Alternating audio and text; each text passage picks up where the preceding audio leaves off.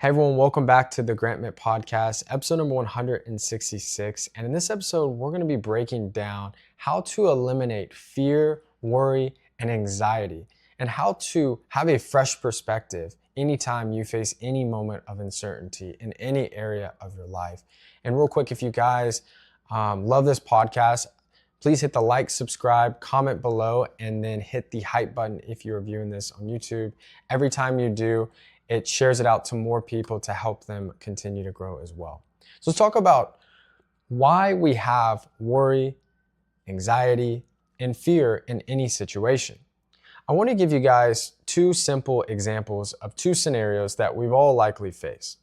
First, I want you to think about within the last month, maybe more, maybe less, where you went to see your closest friend or closest family member. And I'm talking about, it's not like, oh, they're your family, you see them every Thanksgiving. I'm talking about someone that you can tell anything to. You could dress a wrong way, you could say the wrong thing. It literally does not matter. Maybe an internal meeting, maybe one of your business partners, just someone that you feel 100% comfortable with. I want you to think about the couple hours or even the day before you go see them. Are you shaking in nerves? Do you have anxiety through the roof? Are you worried about if you're going to wear the right, suit or right shirt or right dress or say the right thing and rehearse it in your mind to make sure that you don't make them angry? No. In fact, you don't even care. In fact, if they reschedule, to be like, all right, cool, I'll see you later this week. Why? Because your nervous system is so calm around them. You're used to being in their presence. You're not trying to get anything from them. You're not trying to convince them to like you. You've known each other for years, maybe even decades. So what's the point? Now let's think about scenario number two.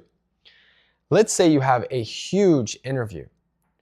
You have this big date, you're meeting with investors, you are giving a big speech in front of all these people, something that is new to you. Why do you have anxiousness, worry, or even a little fear? It's because you're going into that situation having to walk on thin ice, worrying about if you're going to say the right thing, worrying about if they're going to like you. And if we dig even deeper, you're really trying to get something from that person, that group, or that crowd, whether it's their approval, whether it's them liking you, whether it's their money, whatever. So then, internally, we're so worried about doing and saying the right things that we get fearful. So let's kind of look at how we can change this perspective.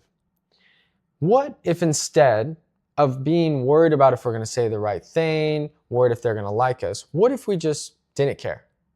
And I'm not saying to not care in an ignorant way or an entitled way, or that you're better than anybody else and you don't need anybody. Not that. But what if you just instead removed complete attachment for the desire for you to want them to like you, need you, want to spend money with you, whatever the case may be. And instead, just went in there only to give, no attachment, and you never worried again. It sounded great, wouldn't it? What we can actually do, and what I've learned, is you can actually train yourself to see the world from this lens. It just takes practice. So let's think about this. If every one of these situations that you've entered, you've been worried, and you've said in your head, oh, I hope they like me. I hope they buy our product. I hope this happens. I hope that happens. We're actually self-inducing fear and anxiety. The easiest example of this is when you go see your best friend, your family member, someone that you're really close with, you're not nervous at all. And you literally speak in your mind or out loud. You're like, oh man, I see them every week. I don't give a shit what I'm wearing. That doesn't matter. You say these things. So we're actually slowly self-hypnotizing ourselves to have a belief that it's a really, really big deal when we need something, and it's not a big deal when we don't. So how do we change this? We stop needing anything from anyone. You can still desire big things. You could still want a great outcome to occur, but instead you just go, well, it looks like a good opportunity, but I don't know. Let's see. Essentially not letting everything get ahead of itself. Just trusting the process. And let's think about this, right? When you enter a situation where you actually don't want to be there, maybe even though you don't know them. Like, have you ever taken a job interview or saw some people that are friends of friends, and it's not that you didn't like them, you just really wanted to stay in that night, you were already worn out, you didn't really think y'all would align anyways, but you went and you were nice. Did you notice that the other group or the other person worked extremely hard to seek your approval? That's because they could sense the indifference. They could sense that you weren't attached or trying to sell them or convince them of anything. I tell this to salespeople or business people. I always say, when is it the easiest time to close a deal? And it's almost always after you just closed another one. Yeah, of course you want to close another deal, but if you don't, it's no big deal because you just closed a big deal just a couple minutes or hour before you got on this one. So what if we entered every situation as if we don't need the money, as if we don't need them to like you, as if you're not trying to get them to think that you're credible or think that you're enough, and just went in there and acted 100% authentically like yourself, did not try to convince them of everything, and just actually sat there and was interested. It was charming and relaxed. Imagine how much more you could manifest, how much better relationships you could have, and how much more at peace you would be. All right, so I want to give you guys a 3-step process for this. And you can implement this and see changes actually really, really quick. The first thing is realizing that we have to accept that we do not know the future. Have you ever really wanted something? Whether it was a job, whether it was to land this big contract, whether it was to date somebody, maybe live in this building or get this car. It's all you wanted. You prayed for it, you hoped for it, you said affirmations, you Googled it every day, you thought about it, you couldn't even sleep at night because you wanted it so bad. And you ended up, one of the two things happened. You either got it and then realized, damn, I should have never bought this. Or this person is actually not good for me and I should have never dated them. Or have you ever not gotten it, felt like your world was over, for the next couple months you were sad or depressed or stressed or just in disbelief that you didn't get what you wanted. And then suddenly 6, 12 months, maybe a year and a half passes, and suddenly you find out new information that stuns you. You can't even believe it. And you sit there and you go, holy cow, thank God I did not get this job. Thank God I didn't invest in that stock. Thank God that I didn't date this person. They were actually crazy. And it would have wrecked my life. So the moral of the story is that you never know in life if something is good or bad for you. And sometimes when we don't get something, it's actually just simply a redirection. It's pushing you towards something that is better than you can ever imagine. And that's why I say there's almost no point in losing our mind and being worried and stressed and fearful over trying to get something from someone when we don't even know, do we actually need it? Do we actually want what we think we want? And so a great perspective shift is going, I think I want this. I think this is good for me, but I need more information. I need to get to know them better. I need to learn more about the industry.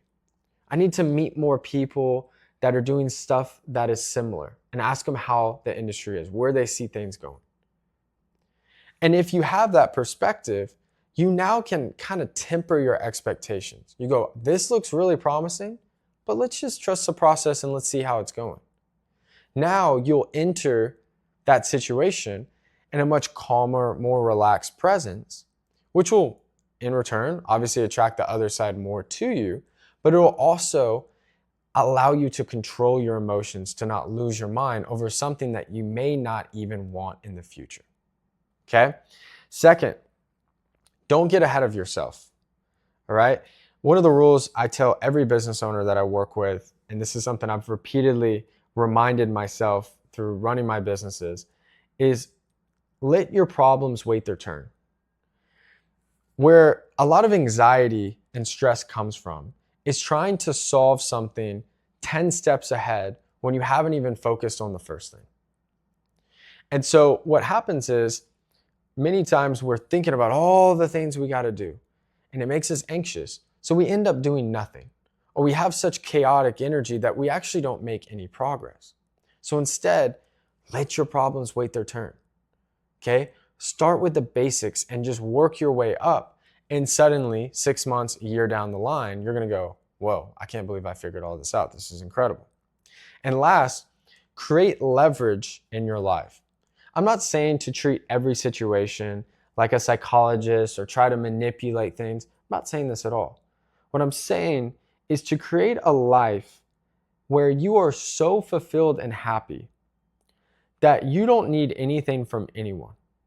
It could add to your life. It could potentially make it better, but also bringing anyone in could be a threat to your life. And so what happens is when you have money saved, when you buy assets, when you always treat people kindly, before you know it, 5 years, 10 years, 20 years down the line, maybe right now for you, you have so many great friends that if you meet someone and they're rude to you, you have a strong enough self-esteem, confidence, and enough leverage to go, I'm not going to surround myself with this person. Just like in business, if you know how to sell, you know how to lead, you know how to manage, you're not necessarily tied to any specific industry. If something happens, those skill sets still stay intact to you. Yeah, that industry changed, but you could go to another industry and pick up right where you left off and maybe even do better. If you work for a company and it's great, but you're always networking, but you're always doing great where you're at, you're always connecting with other companies, you will always have influxes of job opportunities. So if you got a new boss that was rude or disrespectful, and you've been saving and you have a big network, you could get a job like this. You don't have to tolerate that guy's bad behavior. Leverage gives us the ability to say no. And what I found and why I think it is so important to build wealth and do what you love and invest so much time and energy into our mental health, our physical health, our spiritual health, is because it gives us freedom. And a lot of times what I found is the value of doing all of these things is it gives you the ability to make choices. I don't know about you guys, the only time I've ever felt like true sadness or worry is when I didn't have the ability to make a decision. Because if you have the ability to move to a different city, to take another job, to not surround yourself with these types of people, does that guarantee anything? No, but it does give you the ability to change and make your life better. That comes from leverage. And the bulk of life is setting your life up in a way that attracts all the right people and opportunities to your life.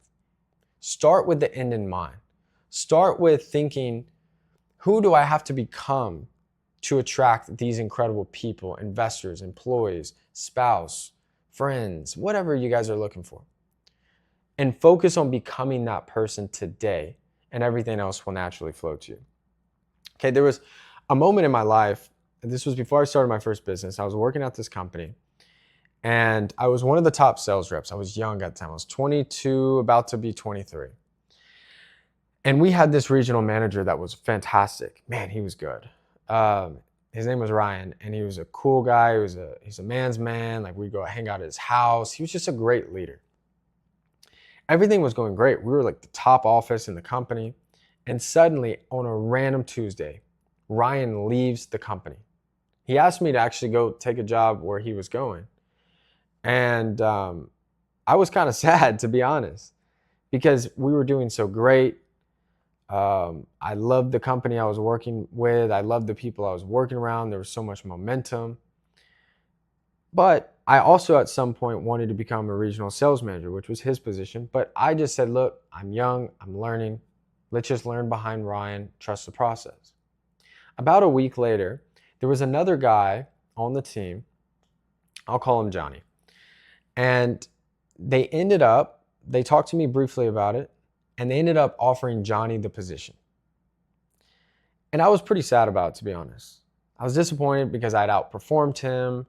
I knew he was older and I knew he had more experience, but it just didn't feel right. But instead of getting down, I said, you know what? Maybe it's for the best. Because that happened, And because I'd started, building connections in that industry, I started getting job offers. One, within about 3-4 weeks, I got a regional sales manager offer from another company. Next thing that happened was I got another sales rep opportunity. Ryan, the new company he went to work at, they offered me another role. All of these things started happening. And then, because I pulled away, Johnny, the new manager, within 1 week, everyone started quitting and leaving the team and going to work with Ryan. I was one of the last ones there. And the new guy, Johnny, was not only losing his whole team, but he wasn't closing any deals. So a week and a half later, the CEO got spooked and demoted him. 1 week, think about this. You get promoted, it's this amazing job, you're gonna make 6 figures. This is like back in 2018. All of a sudden, bam, you're fired. Next thing you know, a day later, I get a text from the CEO who I'd met about 2 months prior and we hit it off. He said, hey, what do you see your future as at in the company? And I said, well, probably something in a leadership role. He goes, I think so too. I think possibly a regional sales manager role, possibly this. Let's set up a call and talk tomorrow. Next thing you know, he said, hey, you'd be the youngest person to ever have this role in the company's history. Do you think you could do it? Talk to him, this and the other. They decided to give me like a 30-day trial period. And I had to rebuild an entire team from scratch. And I ultimately became a regional sales manager, director of sales, and then they ended up offering me to become president of the company with equity. And I left and went and started my own business, okay? My point to you is that in the moment, it looked like I got screwed over. It looked like all my hard work went to waste.